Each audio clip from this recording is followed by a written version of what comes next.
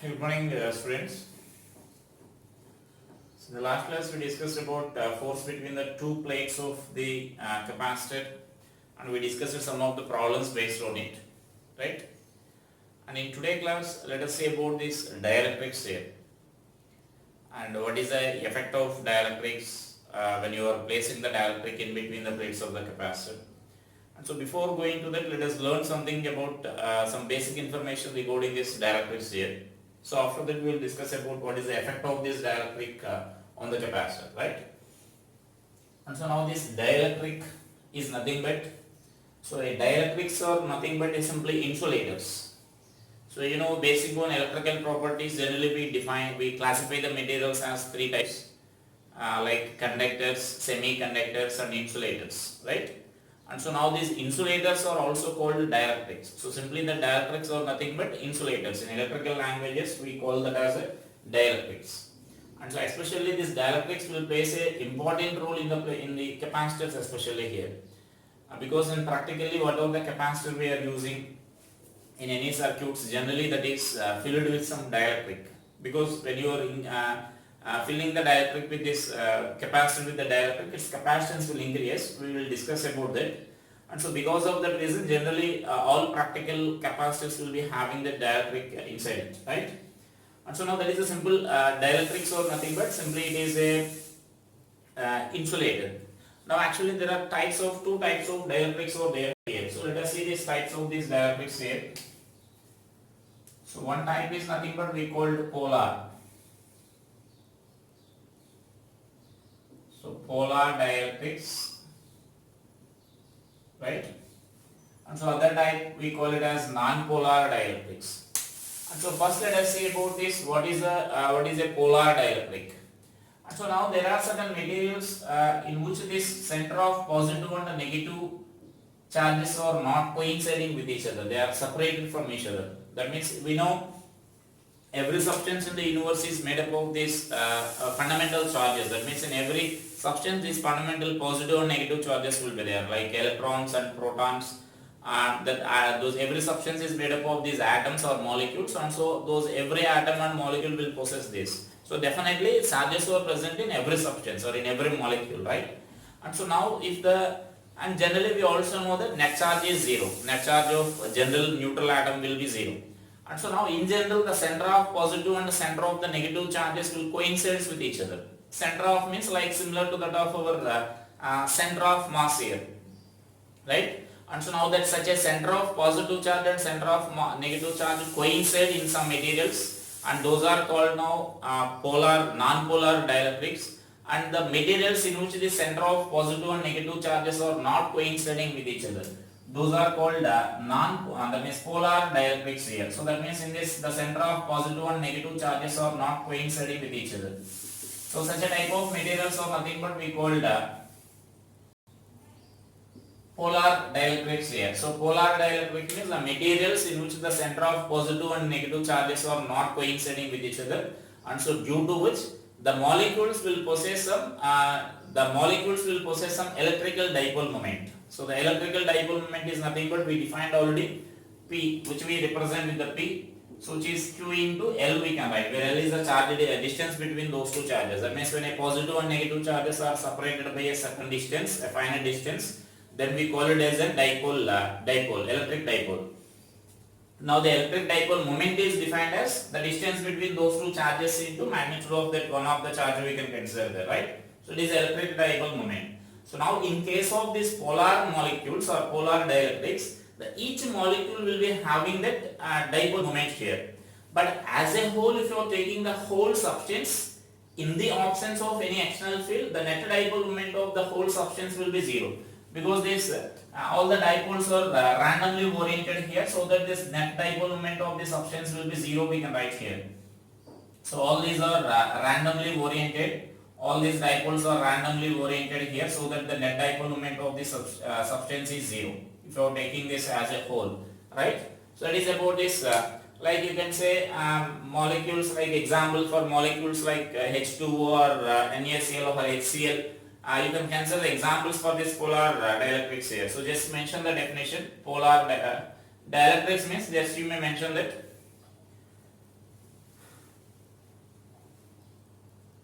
The insulators are also called dielectrics because we know already about the insulators.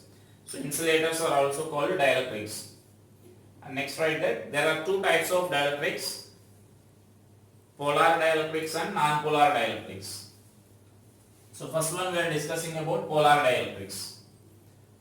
Polar dielectrics. In polar dielectrics,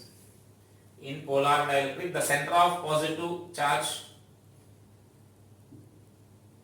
and the center of negative charge of a molecules are not coinciding with each other.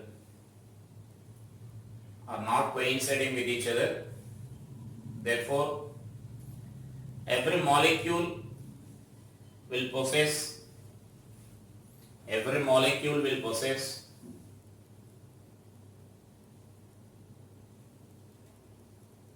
net dipole moment, electric dipole moment. Every molecule will possess electric dipole moment.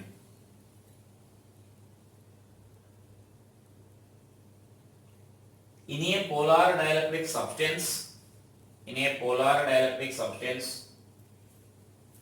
all these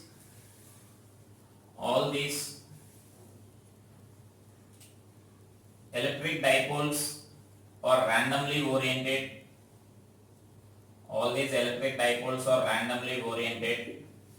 So that net dipole moment of the substance is net dipole moment of the polar dielectric substance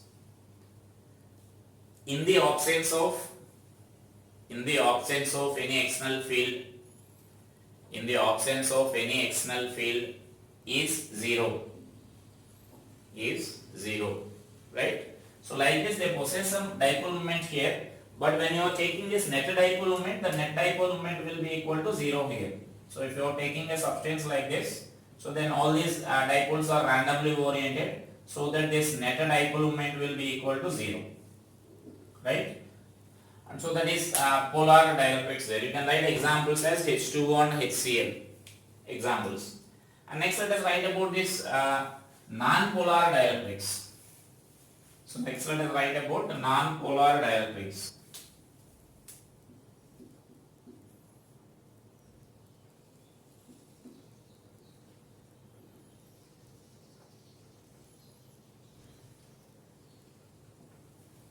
So in case of this non-polar dielectrics, as I said here, in case of this they possess the positive and negative centers are separated by certain distance. But here the positive and negative centers will coincide with each other, so that the net dipole moment of this each molecule will be equal to 0 in the absence of any external field, right? So that means the center of positive and center of negative charges are randomly oriented here. They are coinciding with each other in case of these polar molecules, and so that there is no any net dipole moment for this. So net dipole moment of each molecule itself is equal to 0 here. So just to mention that the substances in which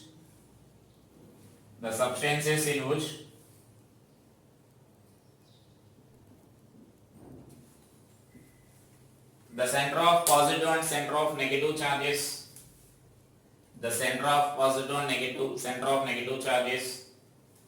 coincides with each other, so that the dipole moment of each molecule is 0. In the absence of any external field.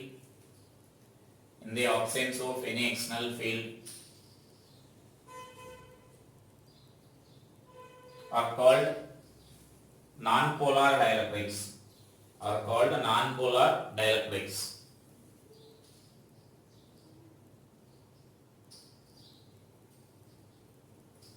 So that means here you need to observe this, and here I mention example like N2 and O2 molecules. If you are taking that O2 molecule, oxygen molecule or N2 molecule, then the center of positive and center of negative charges will coincide with each other, and so that there is no any dipole moment for the molecules there. And so now as the thing you can observe this in either in polar dielectrics or non-polar dielectrics. In the absence of external field, the net dipole moment is equal to 0 1. There is no any dipole moment for these two here, right? So that you should note here. So individually these molecules will possess the dipole moment, and whereas in case of this non-polar dielectrics, even the molecules also does not possess any dipole moment in the absence of any field here. So right. And so next let us see about this polarization.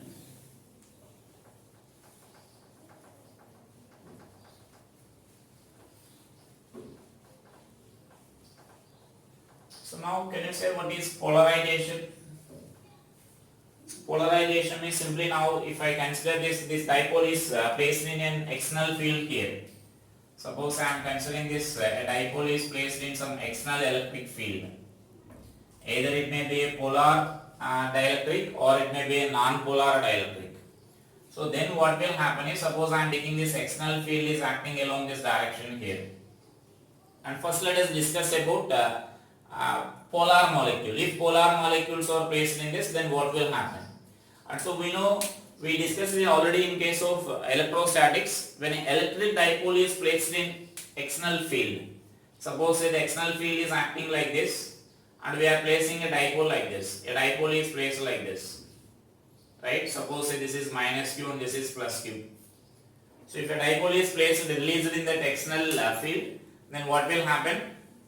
So there will be some torque acting on this dipole here, and so that the torque will turns the dipole into the direction of this field here. So right, and so that means because of this torque, this dipole also turns like this. Then the positive and this will be negative charge will be here and positive charge will be here. So that this p bar and e bar both are parallel to each other, right? So that means some torque will act on that due to that field. And so that torque will turns all the molecular dipoles into the direction of the external field. So that the same thing will happen for this polar dielectric here. These already they possess the polar molecules. That means each molecule will possess the dipole, but they are randomly oriented. Now in the presence of this electric field, what external electric field, what will happen is all the dipoles will turn into the direction of this field here, and so that the dipoles will appear like this. So that means now these dipoles, all the dipoles will turn like this. So this is negative charge and positive charge. So similar to that, negative charge and positive charge, the dipole moment will turn like this. This is negative and positive. So all the molecules will turn like this, all the molecular dipoles.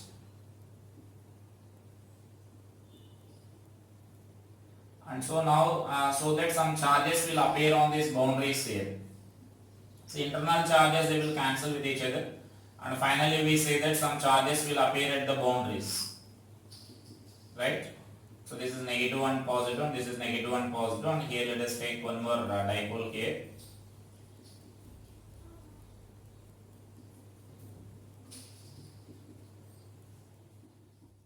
So now this side total some negative charge will, all the negative charge will appear this side and the positive charge will appear this side here. So for this dipole, and so then there will be some net dipole moment will be there here, non-zero dipole moment will be there here. And so now this is now such a process nothing but we call the polarization.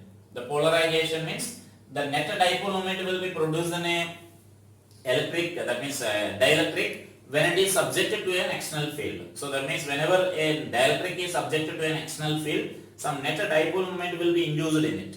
And so now then that's such a phenomenon is nothing but we call polarization. And now we define that polarization here, polarization vector. And so that polarization is defined as, you can define that polarization as, so the same thing even for the non-polar here. Even if you are taking this non-polar, this phenomenon will take place here. So in case of this non-polar, you know, the center of positive charge and center of negative charge will coincide in the presence of this electric field here, right? So that means if you are applying some external, in the absence of external field, they will coincide. Now if you are applying some external field to that, the electrons present in that or the negative charges present in that molecule will experience a force opposite to that of electric field, and the positive charges present in that will experience a force in the direction of electric field. So positive charges will displace this side and negative charges will displace this side. So that now there is some separation between the center of positive and center of negative charges. So the separation will take place there. And so that the center of positive and center of negative charges will again separate in this materials also like this. Right? So that means in this also now some net dipole moment will be induced here. So non-zero dipole moment will be induced in such a materials also, in polar molecule, non-polar molecules also. And so then such a phenomenon is nothing but we call polarization here. So when a dielectric, whether it is a polar or non-polar, is subjected to an external field, so what we are concluding is some dipole moment will be produced, net dipole moment will be produced in it. And so that means some charges will appear on the boundaries here. Right, some charge, this side some positive charge and this side some negative charge will induce there. That is nothing but we mention it as induced charges when you are placing some dielectrics in these materials here, in external fields here, right? So that means this is in case of like a polar, let us consider it as a polar dielectric, and this is a non-polar dielectric.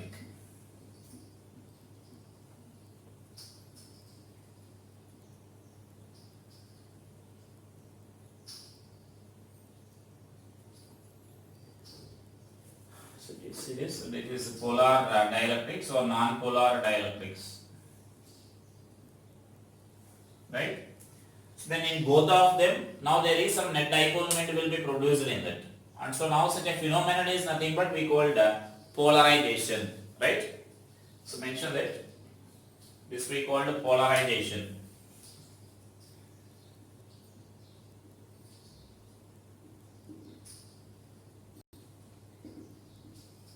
Polarization, and this actually this polarization concept we will also get in optics. In optics also we will discuss about this polarization here, right? So write that when a dielectric is placed in external electric field, the external electric field, some net dipole moment is produced in the material, as shown in figure. This phenomenon is called polarization. I am not giving the detailed explanation for what will happen for the polar and what will happen for the non-polar. Just I explain. I am not giving any notes for that, right? So you can understand that. What will happen for the polar? So for polar, already dipoles will be there, but they are randomly oriented in the absence of any field. Once you apply the field, they turns into the direction of the field. So, but in case of non-polar dielectrics, initially there is no any molecular dipoles here. Once you apply the field, the separation, positive charges and the negative charges will move in opposite directions, so that there is some separation between the center of positive charge and center of negative charge. So the molecular dipoles are newly produced in this non-polar dielectrics here. And so all those moments or dipole moments are oriented in the direction of the field, so that again there is some net dipole moment in these materials here. So here also some net dipole moment will be produced here. So some P core will be there here, and here also some P net will be there here. So non-zero. So here also this net dipole moment is not equal to 0 here, right? So that is our net dipole moment produced in that. And so here generally we represent that polarization vector. That polarization vector is also represented with this V. So just to mention that this phenomenon is called polarization, and a polarization vector is defined as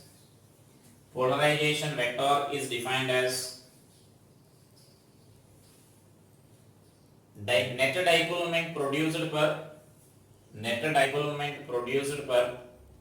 unit volume. Net dipole moment produced per unit volume.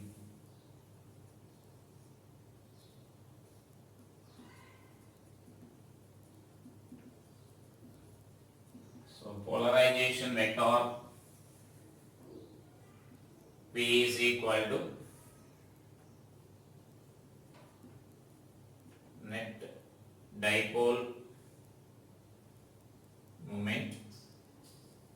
So here don't confuse with the P. Previously we used that P for the dipole moment only, but here this polarization vector itself is represented with this P only.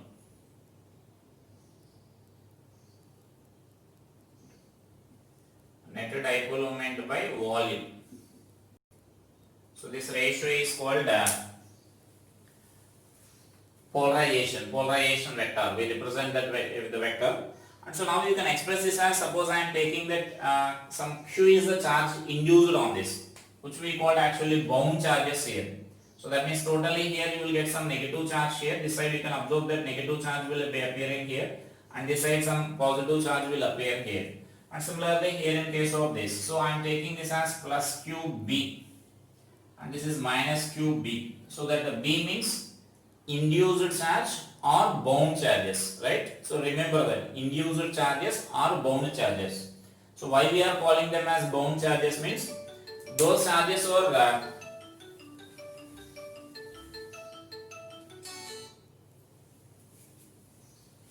so those charges will just appear on the surface, but they are not free to move. They can't move from one place to another place here. So that is why they are bounded to that material. And so that is why we are calling them as bound charges here. So similarly this side some plus QB and minus QB will be there here. So opposite charges will induce on this material here, right? And so that I can write this as, suppose if I am taking these dimensions of this plate as, suppose L I am taking as a length and A is the area of cross section of this material. And so then this value we can write this as the dipole moment, we can write it as QB into L by, and this A into L we can write here, right? If this cross section area is A, if I consider here, then A into this L, that gives the volume. This cross section area into this length, that gives the volume of this material here. And so now you can write this as so then we can express it as P is equal to QB by A, right? Now that QB by A is nothing but you can mention it as surface charge density here, right? So because that Q by A is nothing but our surface charge density, so this polarization vector is numerically equals to the surface charge density here. So that means now we can express it as this polarization vector is equal to sigma B we can write, where the sigma B is equal to QB by A we can write here, right? So this is our surface charge density here.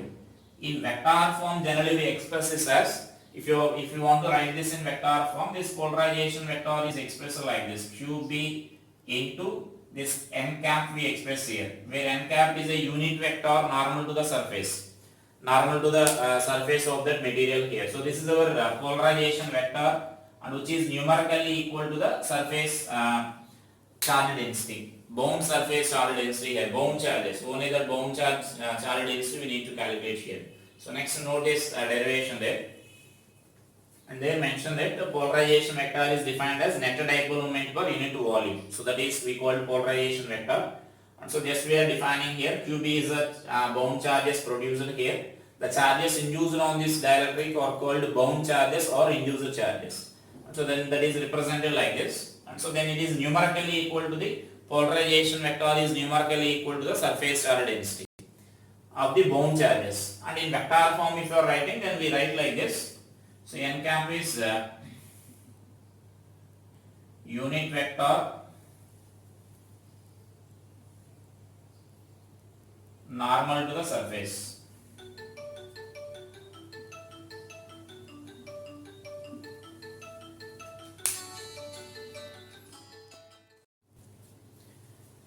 Let us say about this dielectric strength and dielectric breakdown.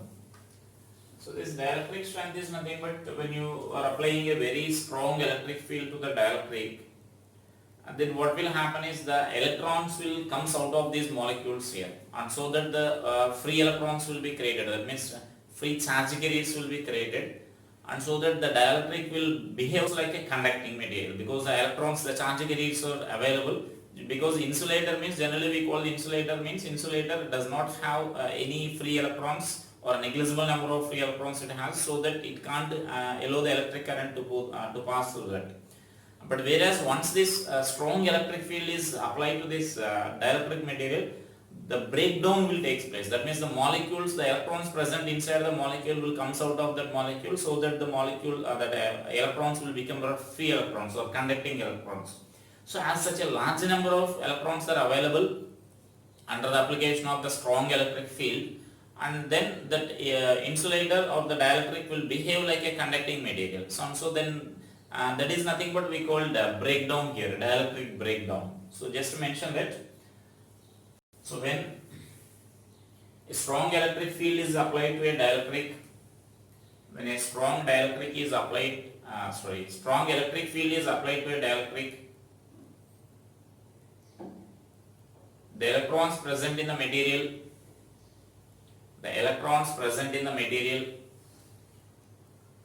comes out of the molecules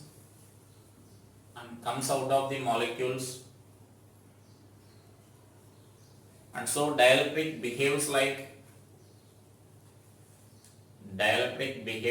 conductor.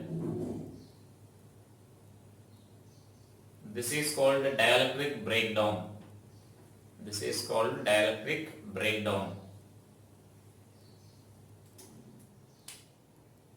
The maximum electric field that a dielectric can withstand, without breakdown is called dielectric strength.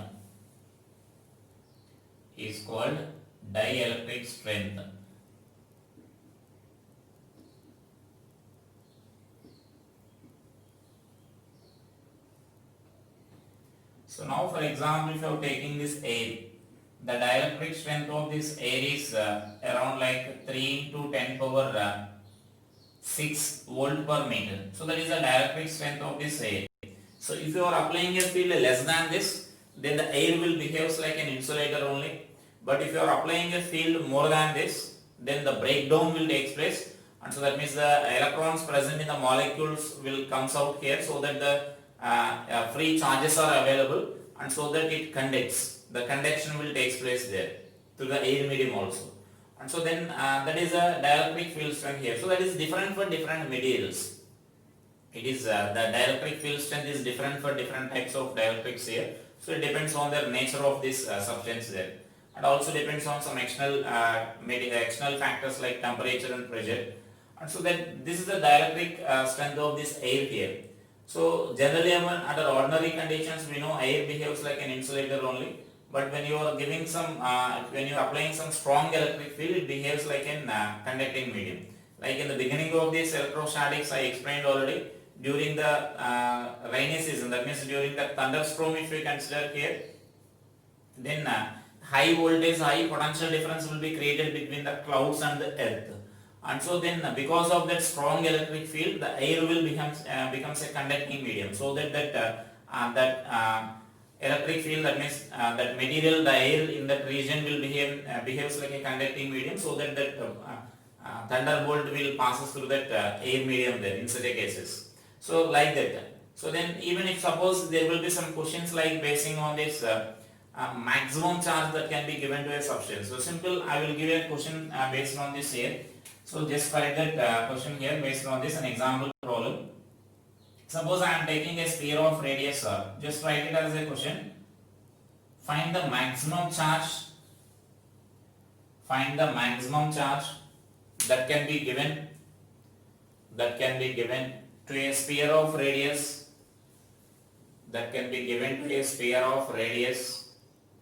1 centimeter. Sphere of radius 1 centimeter. If right, the dielectric strength of the air is 3 into 10 power 8 volt per meter. 3 into 10 power 8 volt per meter. So that means here if you are giving this the field created by this charge given to the sphere we need to calculate here. Suppose I am taking that Q is the charge given to this, or Q is the maximum charge given to this sphere, let us consider here. Therefore, this electric field produced by this sphere, we can write this as kq by r square, right? So kq by r square, this is the field on the surface of the sphere here. So where r is the radius we are taking, and so that then this value is nothing but now the electric field should be, maximum value should be equal to, when you are taking this Q as a maximum charge, then this should be the maximum field here, then automatically this field should be the maximum field. That maximum field should be equal to this dielectric strength.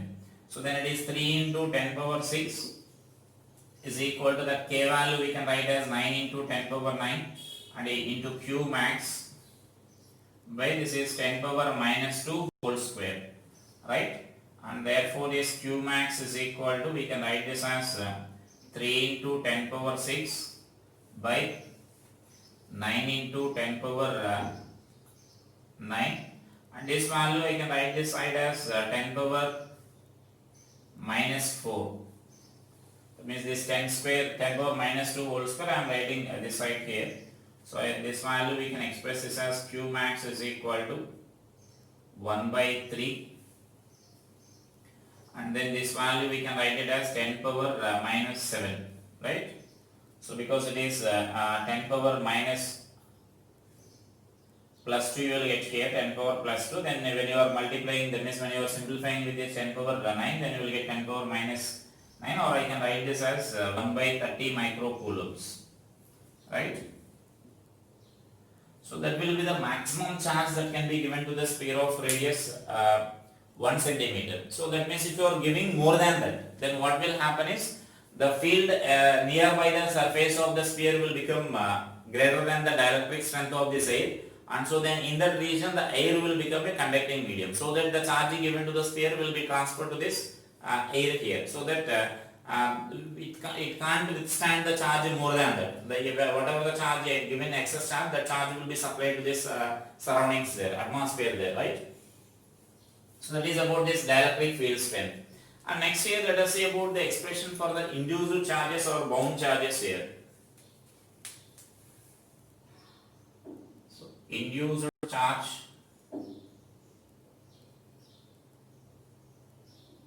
or bound charge.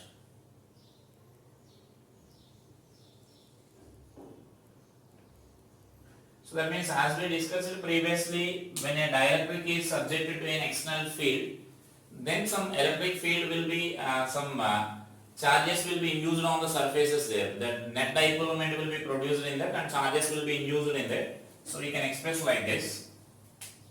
Suppose here I am taking this as a some plate having some positive charge here. And so now it is some negatively charged plate. Like a plate of a capacitor, for example, I am taking here. This is having some charge Q, plus Q and minus Q. These are the charge given to these plates here. And now I am taking this induced charge like this. So this is the dielectric I am assuming here. So this dielectric is placed in between such a plates. And so then as a result here we are saying that this will be negative charge will be induced at this side, and a positive charge will be induced at this side. This we discussed already. Polarization will take place. So because of the polarization, this will happen here. And so now this we are taking it as bound charge QB. So this is minus QB. The charge on this will be minus QB, and the charge this side will be plus QB. Right? So those are now induced charges. And so next let us represent this field directions here. So suppose if you want to write electric field. So then here some field will be there along this direction, one field, that is applied field here, let it be E0. E0 is applied field or due to these charges on the plates of the capacitor, right? And so next there will be some field due to this induced charges. So that means this positive charge for the induced charge will be like this. So that field will be along this direction here.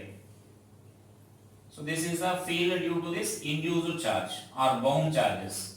And so now the net electric field will be there along this direction here. So this is the net electric field direction here, right? And so now let us write an expression for this. And just to mention that consider a dielectric is placed in a external electric field or in between the plates of a capacitor. Consider a dielectric is placed in between the plates of a capacitor having charge Q. Then due to the electric field of the capacitor, polarization of the dielectric will take place. Polarization of the dielectric will take place. And so QB be the bound charges or induced charge. QB be the bound charges or induced charge. And so now I am writing this net electric field.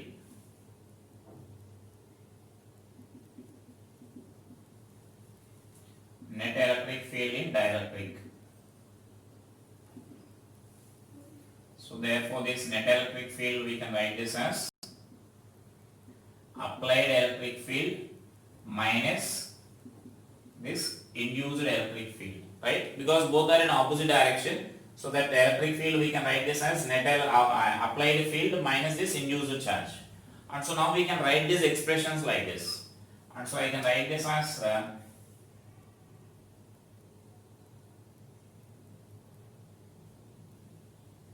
so this induced charge net electric field is equal to, we can express this as net field is Q by A epsilon naught. This we know already, that is electric field in between the plates of a capacitor. Electric field due to the positive charge and electric field due to the negative charge. Sigma by 2 epsilon naught plus sigma by 2 epsilon naught, which is sigma by epsilon naught. That sigma we are writing as Q by A epsilon naught. And so then minus induced charge. So that charge we are taking it as QB. So QB by A epsilon naught. So this is also similar. Due to this side here both the charges are there. Due to this plane of charge, sigma B by epsilon 2 epsilon naught, and due to this sigma B by 2 epsilon naught. So both are in same direction, so we should add them. So that is net electric field, because similar to that of plates of the capacitor, here also two planes are there here having that charge Q and minus QB. And so that net electric field due to that both the induced charges will be QB by A epsilon naught you will get, right? And so now this net electric field, generally in a medium, that net electric field we can write this as, when a medium is introduced, in that instead of this epsilon we need to take that epsilon naught, and we know that epsilon naught we can write this as, so this electric field we can write this as QB by A into K epsilon naught we can write net electric field, because when you are introducing a medium, we know that electric field, that is in the beginning of Coulomb's law already we discussed, field will be decreased by epsilon naught, or force will decrease by epsilon naught K times, and so then field also decreases by the K times here, so that I am writing this as K epsilon naught, the net electric field in between the inside this dielectric medium must be. So this value is equal to Q by A epsilon naught minus QB by A epsilon naught we need to write. And now we need the expression for this QB, that A epsilon naught we can cancel here. So we need the expression for this QB here. Therefore this bound charges we can express it as Q minus Q by K, or therefore this bound charges is equal to Q is equal to Q into 1 minus 1 by K. So remember that is the expression for the induced charge when it is subjected to some external field, or when a charged plate is placed nearby it. So that means when a charged Q is the charge of this nearby charge, then this charge induced on the dielectric material will be given by this expression, the magnitude of the charge, that is, and sign will be opposite. Like if you are taking a positively charged plate, then here minus Q of that value will be produced here. And so then similarly if it is a negative plate, then here positive charge will be induced. The magnitude of the charge is given by that expression, where K is the dielectric constant of this material, that we know already. K is the dielectric constant, right? And so now here in case of conductors, now we can observe that the K value will be infinity for the conductors, and so that then Q is equal to QB you will get, and so then equal and opposite charges will be induced, that we discussed already in case of a conductors. In case of a parallel plates, we discussed already. Suppose this is the plate having some charge here. If it is having some minus Q, then definitely it should have some plus Q charge here, if it is a conductor. But if it is an insulator, then this is the amount of charge. Some charge will be induced on the insulator also, and that amount of charge is given by that expression. So that is the expression for the induced charge or bound charge produced on a material, right? So mention that. So this is the expression for induced or bound charge produced on a material. And you may mention that also for conductors K is equal to infinity, and so for conductors equal and opposite charge will be induced. For conductors equal and opposite charge will be induced.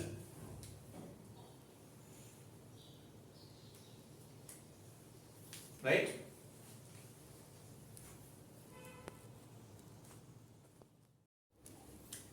Yeah, now let us see some terms related to this dielectrics here. So here I can write this electric susceptibility, and such a similar quantities you will get in magnetism also. And so now this electric susceptibility is the ratio of this polarization vector to electric field. So right, so just write the definition. These are just definitions on these relations you need to remember here.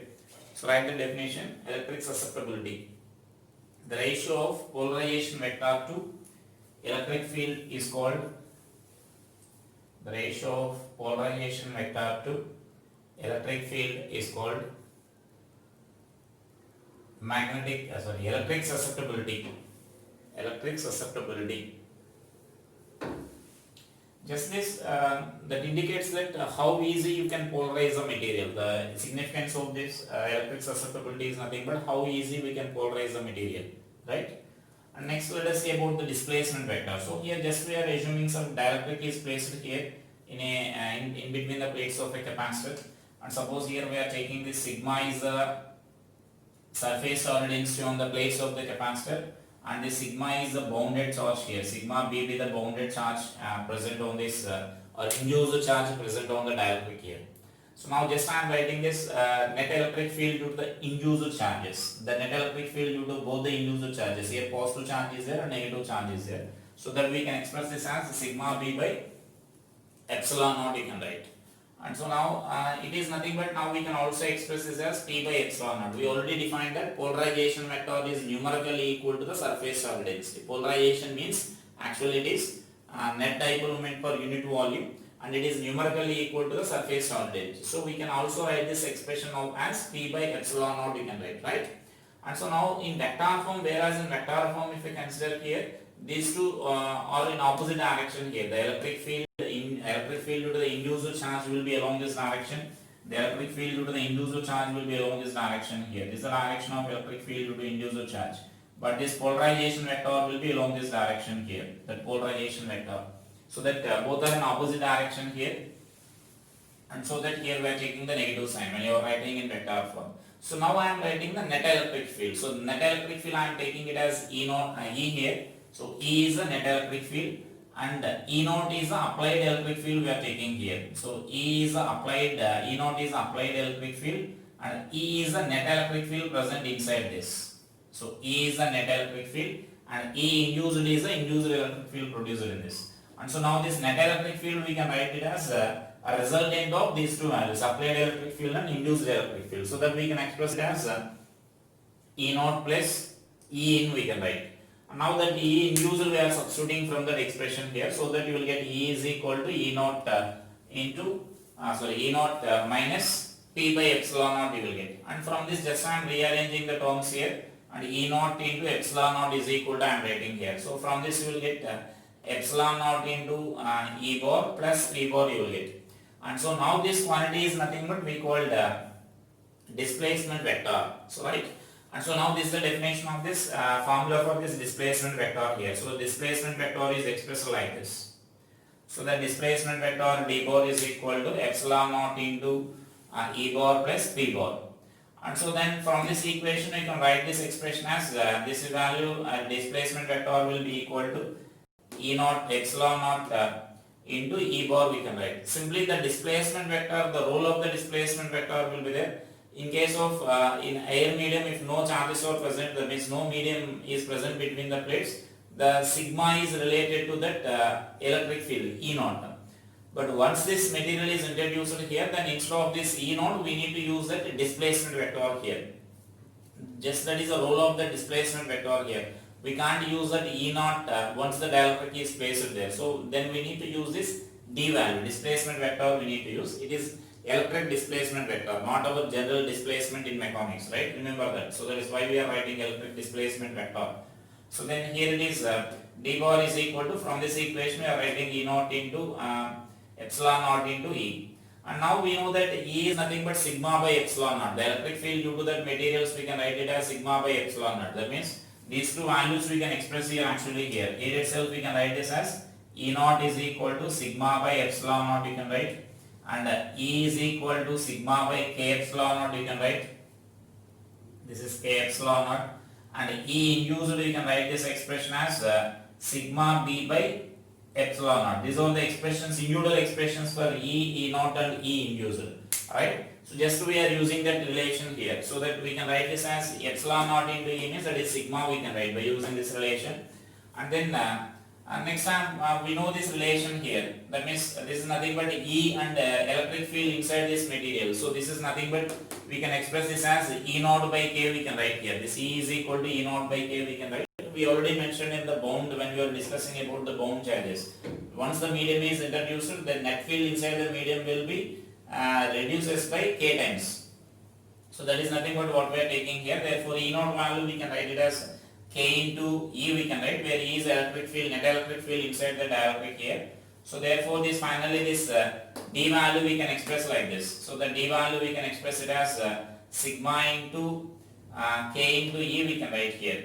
And so now just we are substituting this value in this relation here, in this relation displacement vector relation I am substituting there.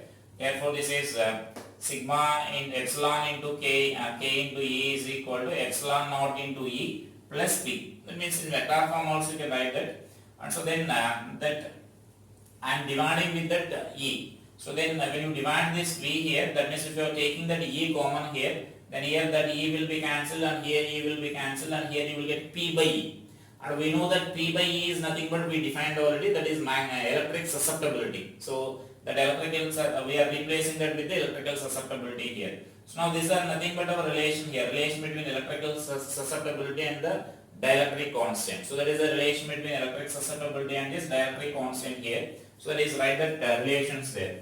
So just these relations, or just if you know these relations, that's sufficient here. No need of, that means generally there won't be any problems, they never ask any questions based on this. So but you should have some idea about this. Such a similar relations you will get in magnetism also.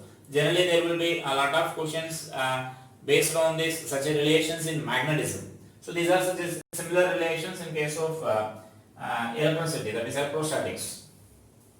And actually from this we can express the Gauss law here, another form of this Gauss law here, right? So let us see this another form of this Gauss law now. That means in terms of the displacement vector we can express here, another form of this Gauss law. So just to mention that now.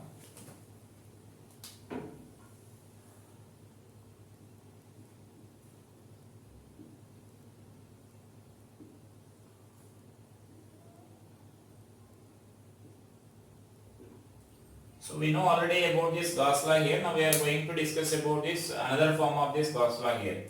And so just here, suppose if you are taking this by Gauss law. So we know that Gauss law is given by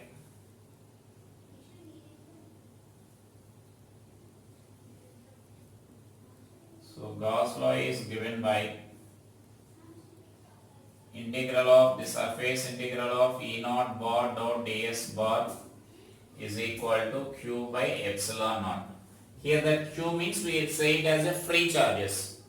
So that means which are appearing on this or charge enclosed we can write, or free charges also we can write. That means charges appearing on this surface there. So right. So that means or we can write it as a charge enclosed. That is nothing but we mention it as generally charge enclosed here. Or if you are writing our usual notation, you can write this as charge enclosed.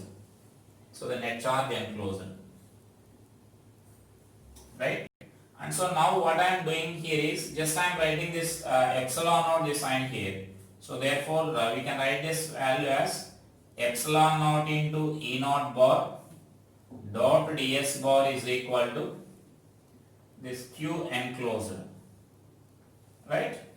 And so now we know that from the displacement vector we can replace this epsilon naught into E bar as displacement vector, right?